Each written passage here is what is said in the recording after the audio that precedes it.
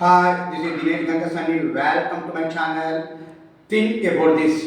తెలంగాణలో కాంగ్రెస్ ప్రభుత్వం అధికారంలోకి వచ్చినప్పటి నుండి నేటి వరకు గురుకులాలలో చాలా ఫుడ్ పాయిజన్ ఇన్సిడెంట్లు జరుగుతున్నాయండి.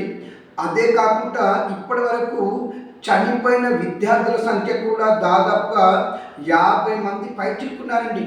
అయినప్పటికీ విద్యాశాఖని తన వద్దే పెట్టుకున్నటువంటి ముఖ్యమంత్రి గారు మాత్రము ఇవేవి పట్టనట్టుగా అసలు విద్యా వ్యవస్థ ఎలా, మరీ ముఖ్యంగా గురుకుల విద్యా వ్యవస్థ మొత్తంగా కూనరిల్లిపోతున్నా కూడా తనకు పట్టింపు లేనట్టుగా వివరిస్తున్నారు మన ముఖ్యమంత్రి గారండి.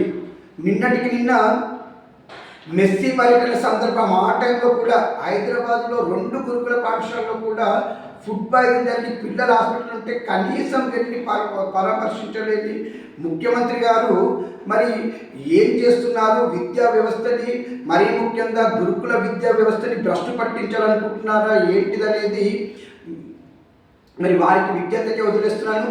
ముఖ్యమంత్రి గారి వ్యవహార శాఖపైన మీ అభిప్రాయం నాకు కామెంట్ రూపంలో తెలియజేయండి. ఇప్పుడు దినేష్ గంగసాని.